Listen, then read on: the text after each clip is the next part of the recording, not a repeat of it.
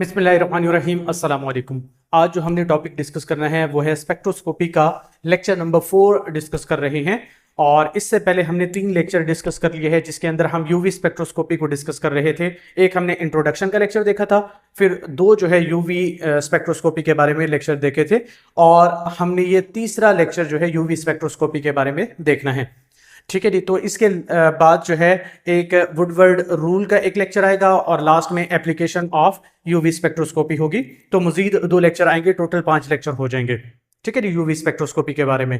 तो पहले हम देखते हैं बियर लैम्बर्ट लॉ। इसको हम ज्यादा डिस्कस नहीं करेंगे। वैसे जो है ना, अगर आप एक्सरे स्पेक्ट्रोस्कोपी डिस्कस कर रहे होते हैं तो उसके अंदर एक्सरे फ्लोरेसेंस के अंदर ये सारी चीजें जो है ना बहुत अच्छी तरीके से डिस्कस करते हैं। लेकिन अभी फिलहाल के लिए बियर लैम्बर्ट लॉ को बस थोड़ा सा हम डिस्कस कर लेते हैं। बियर लैम्बर्ट लॉ जो है बेसिकली 2 अलग अलग लॉज को साथ मिला के जो है वो लिखा हुआ है। एक बियर लॉ है और एक लैम्बर्ट लॉ है। ठीक है जी। साइंटिस्ट के नाम से जो है ना इसको जो है वो प्रेफर किया जाता है।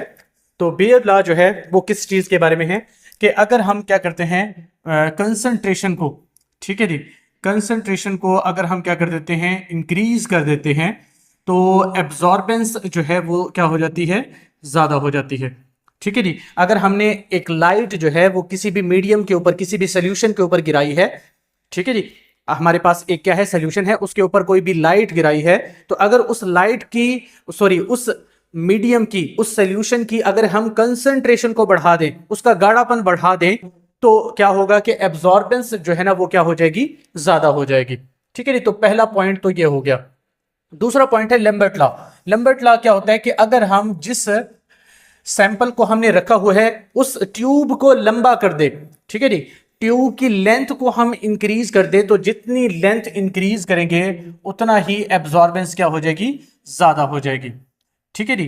तो 2 चीजें जो हैं वो हमने देखी है, एक कंसंट्रेशन है और एक क्या है, लेंथ है। तो एब्जॉर्बेंस जो है ना वो दोनों चीजों के, कंसंट्रेशन के भी और लेंथ के भी, दोनों के क्या है, डायरेक्टली प्रोपोर्शनल है। और अगर हम इस इक्वेशन को सही तरीके से लिखें, इज इक्वल टू क्या आ जाएगा, ये हमारे पास सिग्मा आ जाता है या एप्सिलॉन कह देते हैं, ECL। ठीक है जी। तो ये हमारे पास ओवरऑल जो है ना इक्वेशन आ जाती है ECL। और C यहां पर क्या है, कंसंट्रेशन। तो कंसंट्रेशन जितनी ज्यादा होगी एब्जॉर्बेंस ज्यादा होगी, लेंथ जितनी ज्यादा होगी एब्जॉर्बेंस ज्यादा होगी। और E जो है यहां पर मोलर एब्जॉर्प्टिविटी कोफिशिएंट है।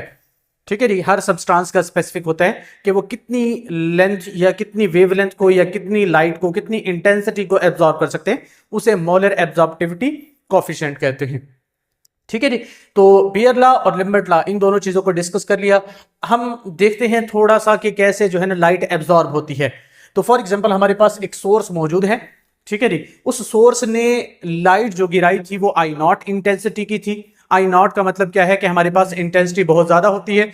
और उसके बाद जो है ना वो मॉलिक्यूल के ऊपर गिरी है, और मॉलिक्यूल के ऊपर गिरने के बाद जो है ना उसने कुछ मॉलिक्यूल या कोई भी सैंपल है या कोई भी सोल्यूशन है, उसने कुछ लाइट को एब्जॉर्ब कर लेना है और बाकी जो है ना उसको क्या कर देना है, उसने ट्रांसमिट कर देना है। ठीक है जी। यहां से सोर्स से कुछ लाइट जो है ना वो एब्जॉर्ब हो जाएगी और बाकी लाइट जो है यहां से ट्रांसमिट हो जाएगी। तो आई जो है ना यहां पर क्या है जी, ट्रांसमिटेड लाइट है, ट्रांसमिटेड लाइट। ठीक है जी। और अगर हम आई नॉट की बात करें तो ये क्या है जी, इंसिडेंट लाइट है। ठीक है जी। तो ये हमारे पास क्या है, इंसिडेंट लाइट है। तो आई नॉट जो है ना उसकी इंटेंसिटी ज्यादा होगी। अगर हम बताना चाहें वैसे तो बता सकते हैं कि आई नॉट की इंटेंसिटी ज्यादा होगी और आई की इंटेंसिटी क्या होगी, कम होगी। डेफिनेटली कुछ ना कुछ एब्जॉर्ब होगी तो इंटेंसिटी कम होनी है ये वाली। ठीक है। तो हमारे पास अगर हम इसको दोबारा मतलब एक और इक्वेशन एब्जॉर्बेंस के लिहाज से लिखें जिसमें आई और आई नॉट का देखें तो लॉग, ठीक है जी, तो हमारे पास 2 चीजें हैं, एक आई है और एक आई नॉट है। तो ऊपर कौन सी आएगी और नीचे कौन सी आएगी टर्म, ये आप देख लें थोड़ा सा। हमारे पास ये चीज क्या है, एब्जॉर्बेंस। अब एब्जॉर्बेंस जो है ना उसके डायरेक्टली प्रोपोर्शनल, या एब्जॉर्बेंस किसके डायरेक्टली प्रोपोर्शनल होगी। ठीक है जी। अगर हम आई को देखें ना, इंटेंसिटी ट्रांसमिटेड की, वो जो है ना इनवर्सली प्रोपोर्शनल होनी है। वो क्यों इनवर्सली प्रोपोर्शनल हो रही है एब्जॉर्बेंस के, कि जितनी एब्जॉर्बेंस इस मॉलिक्यूल के अंदर ज्यादा होगी, इस सैंपल के अंदर ज्यादा होगी, उतना ही ट्रांसमिटेड लाइट इंटेंसिटी कम आ रही होगी हमारे पास। तो आई के तो इनवर्सली प्रोपोर्शनल होना है एब्जॉर्बेंस, ठीक है जी, या आई जो है एब्जॉर्बेंस के इनवर्सली प्रोपोर्शनल है। कि एब्जॉर्बेंस जितनी ज्यादा आगे लाइट कम पहुंचेगी। दूसरी चीज, आई नॉट जितनी ज्यादा होगी उतना ही एब्जॉर्बेंस क्या होगी, ज्यादा होगी। अगर हम इंसिडेंट लाइट की इंटेंसिटी ज्यादा रखेंगे तो ज्यादा चांसेस होंगे कि लाइट एब्जॉर्ब हो जाए। तो हमारे पास हम कह सकते हैं कि आई नॉट के जो है ना वो क्या है, डायरेक्टली प्रोपोर्शनल है, और आई के क्या है, इनवर्सली प्रोपोर्शनल है, इसलिए हमने डिवाइडेड में लिख दिया है। ठीक है जी। तो इस तरीके से हम जो है ना ये एक इक्वेशन जो है ना वो डिस्कस कर सकते हैं। आगे अगर आप देखें तो कॉन्सेप्ट ऑफ ई मैक्स है। ठीक है जी। तो E max molar absorptivity coefficient ई कहते हैं। ठीक है जी। तो ई मैक्स क्या होगा कि एक खास वेवलेंथ पर जो लाइट है वो मैक्सिमम एब्जॉर्ब हो जाती है। ठीक है जी। एक खास वेवलेंथ पर मैक्सिमम लाइट एब्जॉर्ब हो जाती है, उस पॉइंट पर कितनी इंटेंसिटी एब्जॉर्ब हो रही है। ठीक है जी। इस पॉइंट पर कितनी इंटेंसिटी, लेट से मैं कहता हूं इंटेंसिटी किस चीज से रिलेट करती है। पहले तो आप ये जान ले कि इंटेंसिटी और एनर्जी दो अलग अलग कॉन्सेप्ट्स है। ठीक है जी। एक हमारे पास क्या होता है, इंटेंसिटी, और दूसरी चीज होती है एनर्जी। तो आपको वैसे पता होगा लेकिन फिर भी मैं आपको बता देता हूं कि इंटेंसिटी और एनर्जी में अलग अलग जो है ना डिफरेंस है, कि एनर्जी और इंटेंसिटी एक चीज नहीं होती। इंटेंसिटी जो है ना वो बेसिकली डिपेंड करती है किस चीज पर, number of photons per, number of photons per, और जो एनर्जी है वो डिपेंड करती है एनर्जी ऑफ फोटॉन पर। अब एनर्जी ऑफ फोटॉन और नंबर ऑफ फोटॉन में फर्क है। फर्क क्या है कि हमारे पास लेट से मैं सपोज करता हूं कि 4 फोटॉन आ रहे थे, एक साइड पर 4 फोटॉन आ रहे और एक साइड से 1 फोटॉन आ रहे।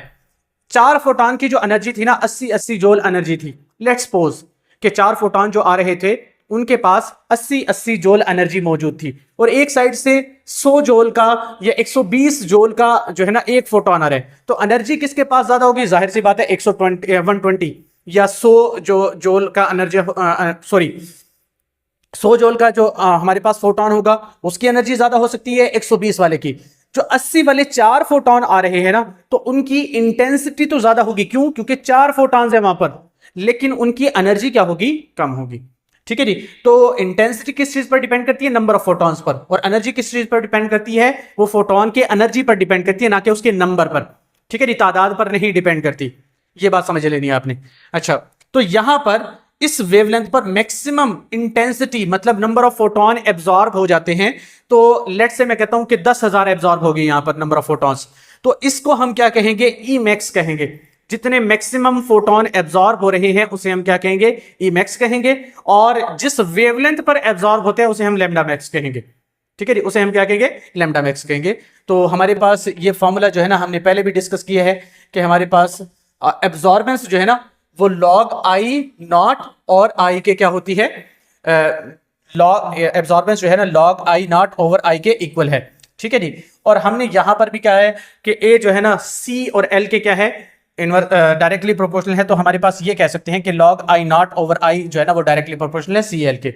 और यहां पर जब हम इक्वल लगाएंगे तो क्या आ जाएगा, हमारे पास ई सी एल, वही दोबारा हमने वही इक्वेशन जो है ना ड्राइव कर ली है। ठीक है जी। अगर हमें इस ई की वैल्यू चाहिए है तो हमारे पास ए है ना, ये एब्जॉर्बेंस के इक्वल है। तो अगर हमें यहां पर यहां से निकालना है बेशक कि ई की वैल्यू चाहिए तो सी एल को हम क्या करेंगे, ए के नीचे डिवाइड करेंगे। तो इस तरीके से हम ई मैक्स जो है वो मालूम कर सकते हैं। ये बात समझ में आ जाएगी। अच्छा जी, नेक्स्ट हम चलते हैं यहां पर, और जिसके अंदर हम देखेंगे कि वो जो फोटोन एब्जॉर्ब हो रहे हैं उसका मकसद क्या होगा, उसका पर्पस क्या होगा, उस चीज को हमने देखना है।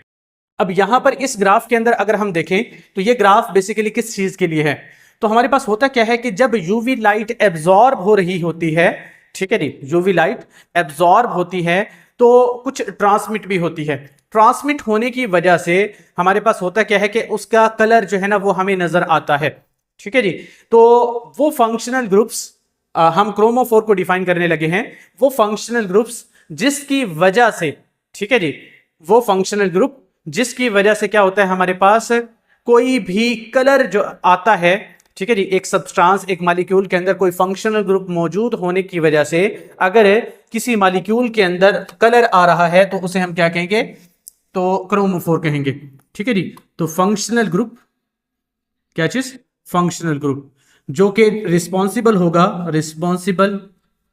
रिस्पॉन्सिबल फॉर कलर, और कलर का किस तरह से रिस्पॉन्सिबल होगा, इलेक्ट्रॉनिक ट्रांजिशन की वजह से। कि इसके अंदर इलेक्ट्रॉनिक ट्रांजिशंस होंगी और इलेक्ट्रॉनिक ट्रांजिशन की वजह से लाइक जो है ना वो कलर इसके अंदर प्रोड्यूस होता है। तो फंक्शनल ग्रुप जिसकी वजह से जिसके अंदर इलेक्ट्रॉनिक ट्रांजिशन होती है, इलेक्ट्रॉनिक ट्रांजिशन पॉसिबली जो है ना ज्यादातर यूवी और विजिबल रेंज के अंदर होगी और उसकी वजह से उसके अंदर कलर आता है, उसे हम क्या कहते हैं, क्रोमोफोर कहते हैं। ठीक है जी। तो बेसिकली ये लेट्स सपोज कर लेते हैं कि ये क्रोमोफोर का हमारे पास एक ग्राफ है। अब इसके अंदर हमारे पास जैसे नाइट्राइल ग्रुप है, एजो ग्रुप है, नाइट्रो ग्रुप है। अब यहां पर बेसिकली जो ट्रांजिशन होती है ना वो दो तरह की ट्रांजिशन होती है, जो कि हमने पहले भी डिस्कस कर लिया है कि जो मेनली जो परमिसिबल जो है ना ट्रांजिशंस हो सकती है या तो पाई टू पाई स्टार हो सकती है या नॉन बॉन्डिंग इलेक्ट्रॉन जो है ना वो पाई स्टार में जा सकते हैं। पाई बॉन्ड जो कि हमारे पास बॉन्डिंग मॉलिक्यूलर ऑर्बिटल के इलेक्ट्रॉन्स है वो पाई स्टार यानी नॉन बॉन्डिंग या एंटी बॉन्डिंग मॉलिक्यूलर ऑर्बिटल में जा सकते हैं। ठीक है जी। और ये जो नॉन बॉन्डिंग है ये भी कहां जा सकते हैं, एंटी बॉन्डिंग में जा सकते हैं। तो पाई टू पाई स्टार या एन टू पाई स्टार जो है ना परमिसिबल ट्रांजिशन है जिनकी वजह से क्या होता है, कलर फॉर्मेशन हो सकती है। ठीक है जी। Nitrile, azo group, nitro group जो है ना इसी की मिसालें हैं। अच्छा, अब इसके बाद कोई 2-3 पॉइंट्स इसके इंपॉर्टेंट है। पहली चीज कि अगर कॉन्जुगेटेड सिस्टम है जिसके अंदर 2 पाई बॉन्ड्स मौजूद है तो उसका क्या होगा, 217 नैनोमीटर होगा। और अगर 3 या 3 से ज्यादा डबल बॉन्ड आ जाते हैं तो 300 नैनोमीटर तक चला जाता है वेवलेंथ। जैसे जैसे कॉन्जुगेशन बढ़ाते हैं ना, तो हमने कहा था कि होमो और ल्यूमो के दरमियान गैप कम होता है। पिछला लेक्चर अगर आपको याद है तो ठीक है, नहीं है तो दोबारा रिवाइज कर लेना आपने। ठीक है जी। जैसे जैसे कॉन्जुगेशन को बढ़ाते हैं स्टेबिलिटी बढ़ती है और उसकी वजह से होमो और ल्यूमो के दरमियान गैप कम होता जाता है। गैप अगर कम होगा तो एनर्जी गैप कम हो रहा है, और जब एनर्जी गैप कम होगा तो एनर्जी कम चाहिए है और वेवलेंथ क्या चाहिए है, ज्यादा चाहिए है, तो इसलिए वेवलेंथ ज्यादा होगी यहां पर। अच्छा जी। उसके बाद कीटोनिक ग्रुप के लिए 215 नैनोमीटर है और एल्डिहाइड के लिए कितने हैं, 210 नैनोमीटर है। ठीक है जी, ये देख लेना आपने। उसके बाद जो है ना हमारे पास आगे चलते हैं, हमारे पास एक ऑक्सोक्रोम जो है ना उसको भी देख लेते हैं पहले, फिर इन चीजों को देखते हैं। ऑक्सोक्रोम क्या होता है कि ऐसा फंक्शनल ग्रुप जो क्रोमोफोर के अलावा मौजूद होता है। ठीक है जी। ऐसा फंक्शनल ग्रुप जो के क्या होता है, क्रोमोफोर के अलावा मौजूद होता है। इसकी अपना कोई कलर नहीं होता ऑक्सोक्रोम का। ठीक है जी। इसका ओरिजिनल कोई अपना कलर मौजूद नहीं होता, लेकिन ये क्रोमोफोर के कलर को या उसकी वेवलेंथ को, उसकी इंटेंसिटी को क्या कर देता है, इनहांस कर देता है। ठीक है जी। तो 2 चीजें जो होते हैं, इसका पॉइंट हम डिस्कस कर सकते हैं कि does not have original colour. इसका ओरिजिनल कलर जो है वो मौजूद नहीं होता, लेकिन फिर भी ये जो है ना, ये अगर ग्रुप्स आ जाते हैं तो ये करते क्या हैं, या तो वेवलेंथ यानी लैम्डा मैक्स को भी इनहांस कर सकते हैं, और दूसरी चीज क्या है जी हमारे पास, इंटेंसिटी एब्जॉर्ब ई मैक्स को भी क्या कर सकते हैं, इनहांस कर सकते हैं।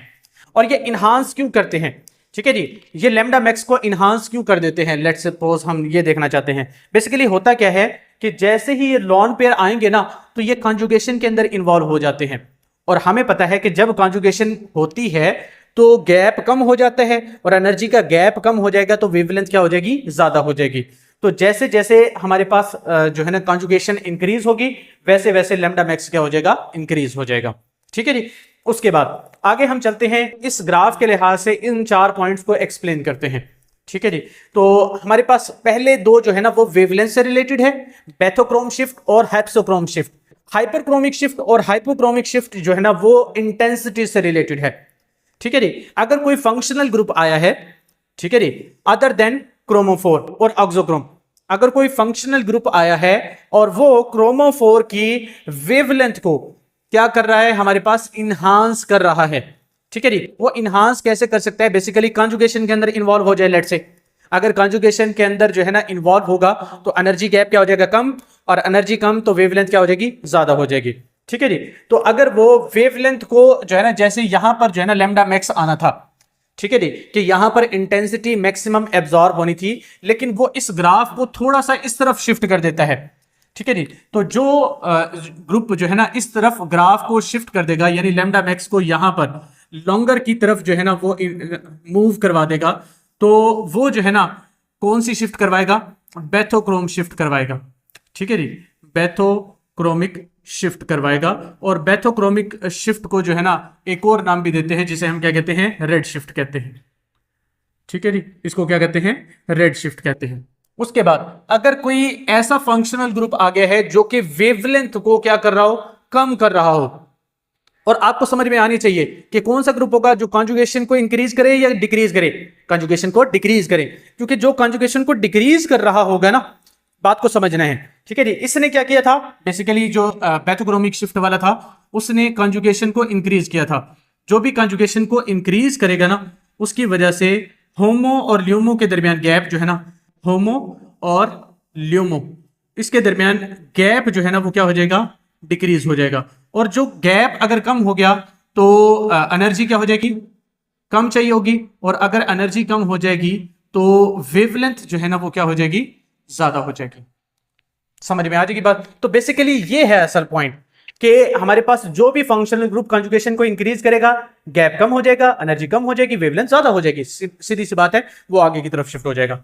और अगर कोई हमारे पास ऐसा आ जाता है कि जो लैम्डा मैक्स को शॉर्टर की तरफ लेके चला जाता है, ठीक है जी, लैम्डा मैक्स को किस तरफ लेके जाता है, शॉर्टर की तरफ लेके चला जाता है, और उसे हम क्या कहेंगे, हैप्सोक्रोमिक शिफ्ट कहेंगे, ठीक है जी, हैप्सोक्रोमिक शिफ्ट कहेंगे। और जो वेवलेंथ कम होती है उसे हम क्या कहते हैं बच्चे, वेवलेंथ कम। एक तो रेड शिफ्ट जो है ना वो किस तरफ होगी, बड़ी वेवलेंथ की तरफ होगी, और अगर छोटी वेवलेंथ की तरफ जाएंगे ना तो इसे हम कहते हैं ब्लू शिफ्ट भी कह देते हैं इसको, ठीक है जी। हैप्सोक्रोम को क्या कह देते हैं, ब्लू शिफ्ट भी कह देते हैं। और दूसरी चीज इसी का उलट कर लें कि मतलब अगर यहां पर जो है ना कॉन्जुगेशन इंक्रीज हो रही थी, यहां पर क्या हो जाएगी, कॉन्जुगेशन डिक्रीज हो जाएगी। कॉन्जुगेशन डिक्रीज होगी, गैप इंक्रीज हो जाएगा, एनर्जी इंक्रीज हो जाएगी, लैम्डा क्या हो जाएगा, कम हो जाएगा।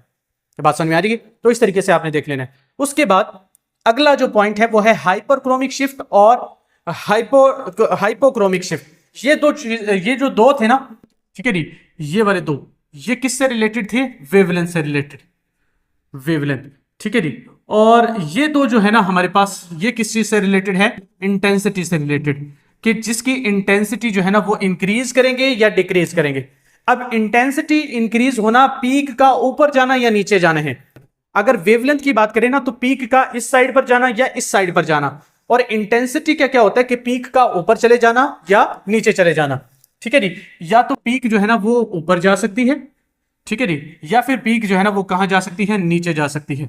तो अगर ये पीक ऊपर जा रही है तो इसे हम क्या कहेंगे, इसे हम बेसिकली क्या कहते हैं, हाइपरक्रोमिक शिफ्ट, ठीक है जी, हाइपरक्रोमिक शिफ्ट कहेंगे। और अगर ये पीक जो है ना वो नीचे जा रही है, इसे हम क्या कहेंगे, हाइपोक्रोमिक शिफ्ट कहेंगे, ठीक है जी। तो अगर जो है ना इंटेंसिटी ज्यादा होती जा रही है, और ज्यादा किसी भी फंक्शनल ग्रुप की वजह से हो सकती है, तो उसे हम क्या कहेंगे, हाइपरक्रोमिक शिफ्ट कहेंगे, ठीक है जी। तो इंटेंसिटी क्या हो जाएगी, इसमें ज्यादा हो जाएगी, यानी पीक जो है ना वो ऊपर चली जाएगी। और अगर इंटेंसिटी जो है ना वो क्या हो जाती है, कम हो जाती है, एब्जॉर्ब किसी भी फंक्शनल ग्रुप की वजह से, कोई भी फंक्शनल ग्रुप आ जाए तो उसे हम क्या कहेंगे, उसकी वजह से हाइपोक्रोमिक शिफ्ट होगी, ठीक है जी। ये बात होगी। और एक्सोक्रोम को हमने डिस्कस कर लिया। सॉल्वेंट की बात करें तो सॉल्वेंट जो है ना वो दोनों तरीके से इफेक्ट कर सकता है। वो वेवलेंथ को बढ़ा भी सकता है लैम्डा मैक्स को, और वो वेवलेंथ को कम भी कर सकता है। और इन वही चीज हमने देखनी है यहाँ पर, कॉन्जुगेशन के लिहाज से भी देख सकते हैं, या फिर हमने मेन जो चीज देखनी होती है ना, मेन चीज ये है यहाँ पर हमारे पास 2 पॉइंट जो लास्ट में लिखे हुए। तो सॉल्वेंट कौन सा अच्छा है, सॉल्वेंट वो अच्छा है जो कि लेस पोलर होगा और सॉल्यूट के साथ इंटरेक्ट ना करे। सिंपल सी बात है, सॉल्यूट के साथ वो इंटरेक्ट नहीं करे वो, क्योंकि जो है ना लैम्डा मैक्स को इंक्रीज या डिक्रीज कर सकता है, लेकिन हमें इंक्रीज या डिक्रीज नहीं करवाना, सीधी सी बात है। हमने ये सारी चीजें डिस्कस कर ली है, लेकिन सॉल्वेंट जो है ना ऐसा लेना है जो कि लैम्डा मैक्स को ना तो इंक्रीज करे ना डिक्रीज करे। तो ऐसा लेना है जो कि लेस पोलर हो, क्योंकि जितना पोलर ज्यादा होगा ना, ठीक है जी, देखें यहां पर मैं आपको समझाता हूं कैसे। अगर पोलर ज्यादा होगा, इसकी पोलैरिटी क्या है, वाटर की पोलैरिटी ज्यादा है, जितना पोलर ज्यादा होगा उसकी वेवलेंथ लैम्डा मैक्स कम होगी, और लैम्डा मैक्स अगर कम होगी ना तो हम जो है ना इससे नीचे वाले जो है ना उनको इस्तेमाल कर सकते, इससे ऊपर वाले को इस्तेमाल नहीं कर सकते। ये बात समझनी है अब आपने कि जो है ना कट ऑफ वेवलेंथ क्या होती है। यहां पर कट ऑफ वेवलेंथ बेसिकली समझाना चाह रहा हूं मैं कि हमारे पास लेट से 190 नैनोमीटर वाटर की है, कि 190 नैनोमीटर तक ये अपनी ट्रांजिशन करना शुरू कर देता है। तो इसका मतलब ये है कि हम इससे कम वेवलेंथ का मतलब ज्यादा एनर्जी वाली यूज करेंगे तो जो है ना सल्यूट के मॉलिक्यूल्स को ट्रांजिशन कर सकते हैं। लेकिन अगर उससे ऊपर वाली वेवलेंथ इस्तेमाल करेंगे तो फिर तो क्या होगा, हमारे पास वो ट्रांजिशन ही नहीं होगी, क्योंकि वाटर खुद अपनी ट्रांजिशन करने शुरू कर देगा, क्योंकि 190 तो इसकी होती है, 190, 191, 192, 193, 194, 195, 200, 210, 220, 230, ये सारी एब्जॉर्ब कौन कर सकता है? वाटर एब्जॉर्ब कर सकता है। तो इसलिए हमने क्या लेना है कि जिसकी वेवलेंथ ज्यादा होगी, ठीक है जी, जिसकी वेवलेंथ ज्यादा होगी ना, उसके नीचे रेंज क्या आएगी? ज्यादा आएगी, जिसके अंदर हम क्या कर सकते हैं? अपने सल्यूट मॉलिक्यूल को रख सकते हैं, ठीक है जी। तो कौन सा होगा? जिसकी पोलैरिटी क्या है? कम है। इसकी पोलैरिटी कम है, लेकिन इसमें लंदन डिस्पर्शन फोर्सेस आ जाएगी, ठीक है जी, लेकिन इसकी पोलैरिटी बहुत कम है। जिसकी पोलैरिटी कम है उसकी वेवलेंथ क्या हो जाएगी? ज्यादा। और अगर वेवलेंथ ज्यादा है ना, तो कट ऑफ वेवलेंथ बेसिकली इसकी ज्यादा हो गई है, और कट ऑफ वेवलेंथ अगर ज्यादा है तो इसका मतलब नीचे वाला रेंज जो एरिया जो है ना वो बढ़ गया है, जिसमें हम अपने मॉलिक्यूल को ले सकते हैं और ये इफेक्ट नहीं करेगा, ठीक है जी।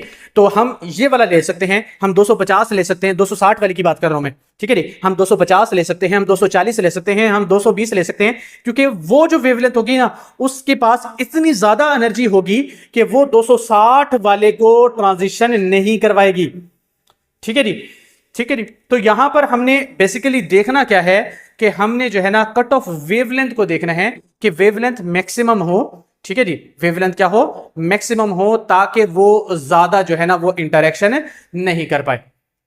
समझ में आ जाएगी बात? तो इस तरीके से हमने देखना होता है।